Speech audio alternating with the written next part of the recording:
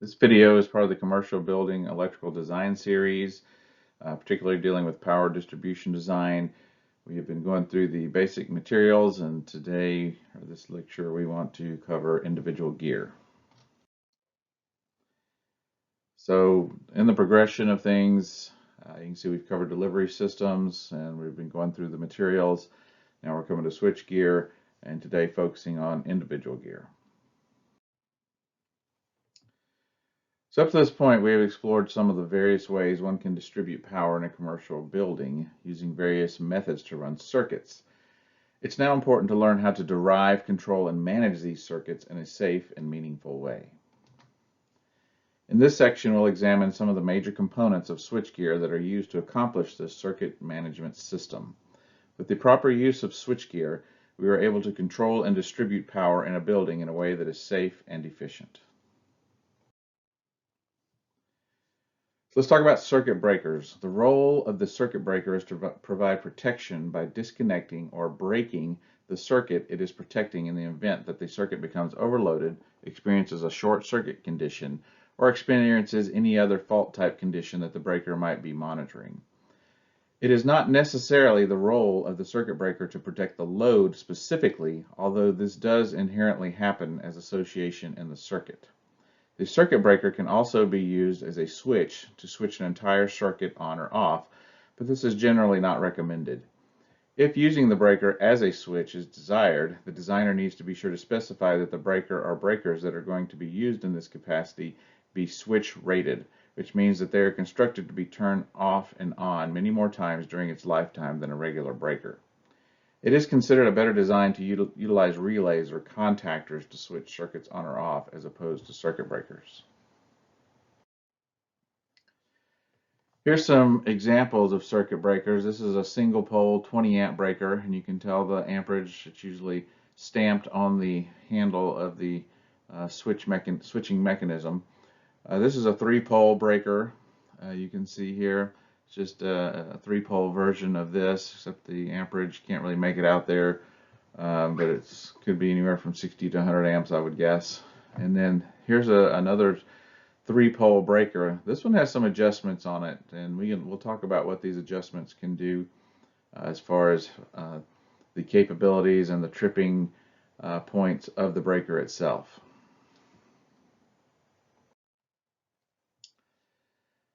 There are a couple of different methods used by breakers to monitor a circuit and its load. The first method is by magnetic means. This is accomplished by using a small solenoid in the breaker that will electromagnetically engage or trip the breaker when the rated current, or some multiple thereof, is experienced or seen by the breaker. This is sometimes referred to as the instantaneous trip value.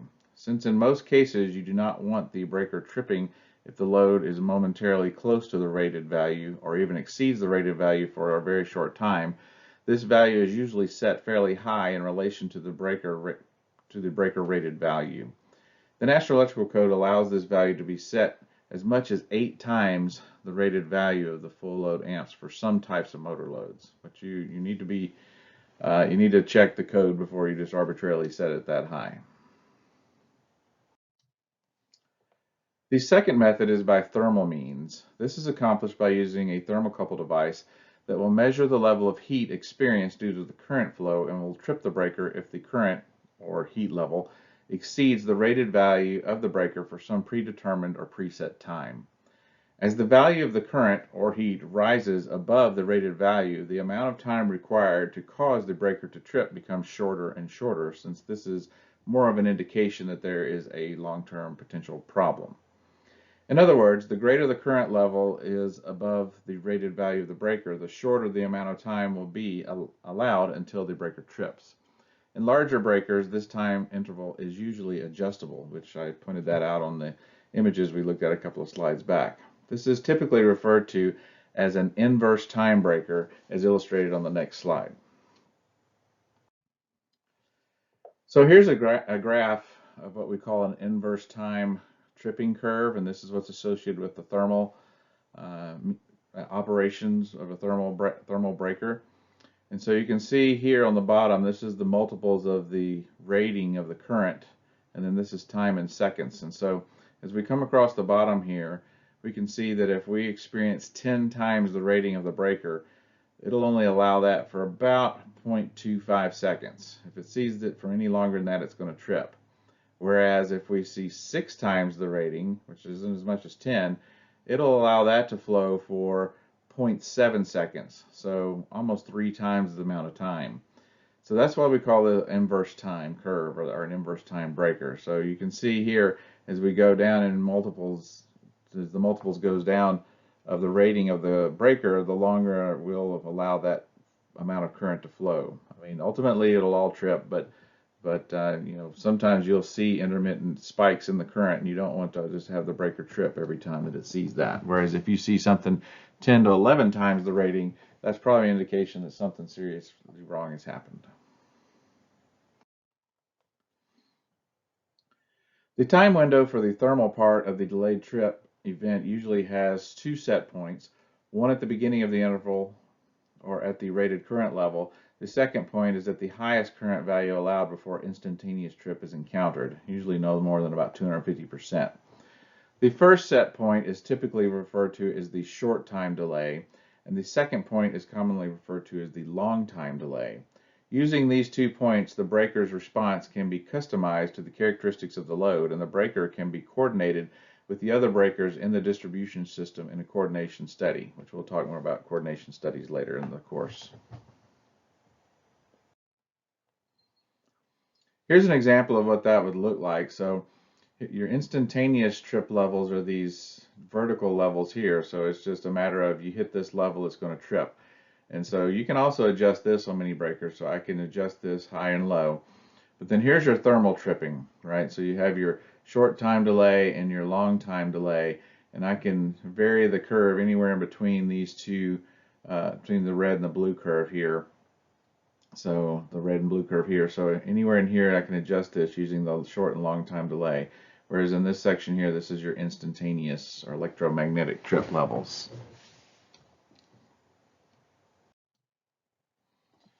Most breakers in panels today employ both of these methods of load monitoring.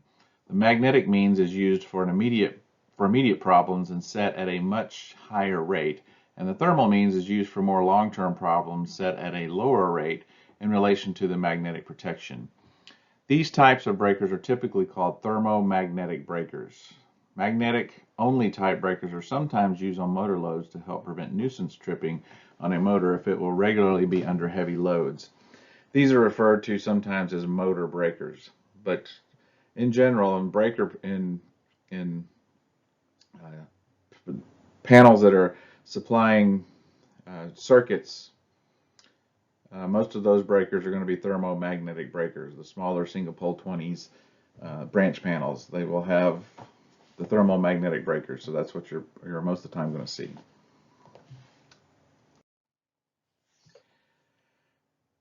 In addition to current overload and short circuit monitoring, there are other types of fault monitoring that can be done with circuit breakers. The first type of additional fault monitoring that can be accomplished with breakers is ground fault detection, which is referred to as ground fault circuit interrupt, and sometimes abbreviated as GFCI, or in some regions it's just simply GFI. With this type of protection, the circuit is monitoring the difference in current levels between the hot or phase conductor and the neutral conductor in a single pole breaker, or the difference in current levels between phase conductors in a 2 or 3 pole circuit. If the two current levels differ by too much, usually adjustable in large breakers, then this is symptomatic of a problem. Due to the conservation of energy laws, the electrical current or energy cannot be destroyed, therefore it must be going somewhere else. The intended place for the current to go is through the circuit.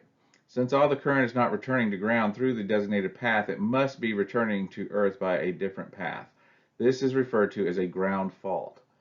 The current is returning to ground through a path to ground that is not intended in our system. This could be caused by a number of things, such as a short in a piece of equipment, through moisture that has infiltrated the conduit, the conductors are being carried in, or worse yet, through the body of a human that has come in contact with some exposed portion of the system. In any and all of these situations, we want the circuit to be interrupted immediately for the safety of all personnel and equipment.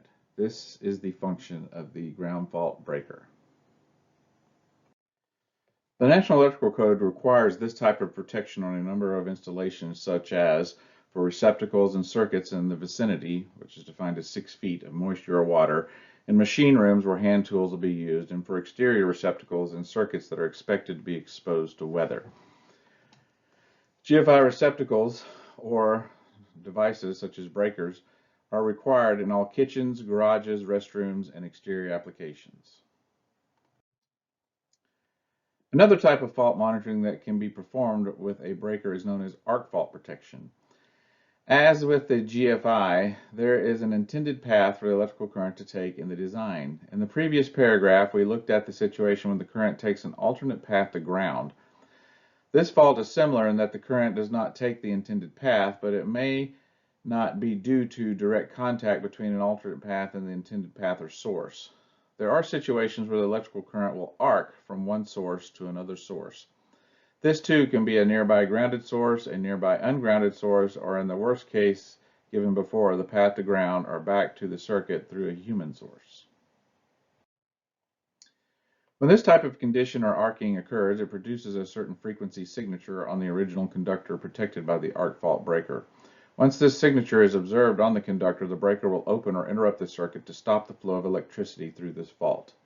It is interesting to note that it is possible for arcing to occur between the phase and neutral or phase-to-phase conductors in a circuit, which would not register as a fault on a GFI breaker since the current leaving and returning to the breaker is basically the same. These types of breakers are required by the National Electrical Code for circuits feeding breakers in bedrooms of dwelling units. One last feature that can be specified for breakers that is worth noting here is that of shunt trip. We have discussed above the methods of tripping or opening a circuit breaker based on a fault condition observed by the breaker itself, but there are other situations that the breaker might need to be tripped or opened that are not directly related to the circuit or the load on the circuit itself directly. For these cases, there is a type of breaker that can be opened if it observes a short or closing of dry contacts on a solenoid internal to the breaker, much like the instantaneous breaker above. This shunting solenoid or device can be activated by anything that has a set of normally open contacts that are engaged. This can be anything from a push button to a control signal from another device. The most common use of this type of breaker is on elevators and on commercial kitchen hoods. While there are different ways to design elevator systems and the requirements vary from jurisdiction to jurisdiction, they almost all involve the use of sprinklers either in the equipment room, the elevator shaft, or both. It should seem obvious that it would not be safe for water to be discharged on the elevator or its equipment while it is energized or in use. This being the case, the elevator breaker utilizing the shunt trip device is typically connected to a heat detector, a smoke detector, or both that will shunt trip this breaker before the sprinkler system is discharged, ensuring the safety of the passengers on board of the elevator. This is a typical diagram for this type of system. It's referred to as a pre-action system. And so you can order pre-action panels that will control all of this. And so you see here we have a heat detector, smoke detector, and another heat detector here. And usually we have these sprinklers are set to have a fuse length that'll trip at about 140 degrees, or that can vary, but I think that's about where it's set. So we get a heat detector here that's set below that, like 120 degrees, so that if it detects 120 degrees, it shuts the system down, locks it out, and then trips the breaker before this fuse link pops and douses the whole elevator shaft with water. Another application of the shunt trip device might be for a piece of test or examining equipment in a lab or medical facility. In the event of an emergency, the lab technician or medical personnel might need to kill the power to the equipment to reduce the possibility of harm to an individual if there's a problem or malfunction during a procedure. We'll examine these uses and other applications of the shunt trip breaker later. So let's talk about disconnects. So in the simplest definition, a disconnect or safety switch is nothing more than a switch that can be used to turn the power on or off for operating or servicing equipment. There are several different types of disconnects that can be utilized for different situations or different requirements. The simplest form of disconnect is the single pole, single throw switch, or referred to as a motor rated switch. It's much like a light switch in a room. This type of switch is typically used for single-phase loads and fractional horsepower motors. The next type of switch is the safety switch, which is most commonly used on motor-type loads and/or multi-phase or multi-pole loads. This type of switch is a 2 or 3 pole single throw switch that is in an enclosure rated for the type of environment that the switch is located in. It should be mentioned here that the enclosed circuit breakers are sometimes used as disconnects as well. So this is what a typical disconnect safety switch looks like. I've probably seen these on the exterior buildings. They usually are used to feed the HVAC equipment on the outside, but they can be used to feed a lot of different stuff. And so you see here this red switch, and you pull it down, that turns it off, and push up turns it on, and then you can open the device, and we'll look inside to see what's inside of there in a couple of more slides. So one thing worth noting is you can have different NEMA ratings. So recall, NEMA is the National Electrical Manufacturers Association, and so they have set up different standards for environments that your devices might be in. And so they go from all the way from NEMA 1 down to NEMA 13, and these are their definitions. Some of the more common ones, though, that you'll see, of course, are NEMA 1, that's just general purpose and dry locations. So you'll use this usually indoors only. The next one is NEMA 3R, so this is intended for outdoor use. It provides a degree of protection against falling rain and ice formation. So, anything outdoors would need to be at least NEMA 3 rated. You can see NEMA 4 or NEMA 4X rated. This is also watertight, weatherproof, but it can also withstand being sprayed with water. So the NEMA 3R is just protection against falling rain, whereas the NEMA 4X, you could actually take a water hose and spray it, and it should be fine. Another common one is NEMA 6 or NEMA 6P, and this is for something that's going to be submerged. So if you have a pump that's down in the water, I know they use these a lot on fountains. You'll need a NEMA 6 rated device, and so 6P means prolonged. So if it's going to stay under for long periods of time, you'll need 6P, but if it only occasionally goes underwater, like you have a varying water level, then you just need NEMA 6. And then NEMA 12, this is dust tight. So if you're in an environment that might have some hazardous dust, you'd want to specify a NEMA 12 enclosure to keep the dust out. It's gasketed so no dust can get in there. Other ones you might see is NEMA 7, NEMA 9. These are for hazardous locations for Class 1 and Class 2 environments. And so these are occasionally used, especially if you're doing stuff like airport hangars or in garages or anywhere industrial applications where they have flammable materials. One characteristic of the disconnect switch that sometimes causes much confusion to many designers is that the disconnect switch can either be fused or non-fused. Some designers feel the need to specify a fused safety switch for a single motor. This simply is not required by the NEC, and in fact, from a most technical interpretation, this could be seen as a code violation for double fusing the motor circuit. The only time that a disconnect switch is required to be fused is when the disconnect is being used in conjunction with the tap rule that we talked about earlier, or if the disconnect is being used as a service main for the main service or a separately derived service. In relation to this line of thinking, it is actually a better design not to put fuses on a three-phase motor due to the fact that it is possible for one of the three fuses to blow, which would cause the three-phase motor to do what is called single phase, which makes the motor appear to be running normally but will eventually, sooner or not later, cause the motor to burn up and be destroyed. So here's an image of a fused disconnect. So it's much like what we saw before, but now we have the door open and you can see the lines coming in and going and coming back out. But here we have the fuses. These are cartridge fuses, and so these do provide some type of overcurrent protection. And like I said, one could blow and cause something to single phase, but you could pop these out and pop new ones in if you need to. Here's another image of a non-fused disconnect. So here you see the terminals that the incoming wires would come in, and then the terminals down here where they'd go out, and as you lift the handle, this bar goes and engages the circuit, and so it just basically you can open and close the circuit with that switch. Here's another example of a fuse disconnect. And so again, you have your incoming wires go through the fuses, come back out, and so you can change the fuses out if you need to. And same thing here, fuses in place, then you can switch the handle. Not really sure what the moose is for. Finally, disconnects can be specified as either general duty or heavy duty. The understood differences in these types of disconnects is that the general duty disconnects are generally listed for uses up to 240 volts and a maximum of 600 amps, which is acceptable in a 208 three-phase system. They also generally are limited to short circuit values of 100,000 amps in fault and are only available as NEMA 1 and NEMA 3R rated. In contrast, the heavy-duty disconnects is generally listed for uses up to 600 volts and up to 1200 amps, which would be acceptable in a 480 volt system.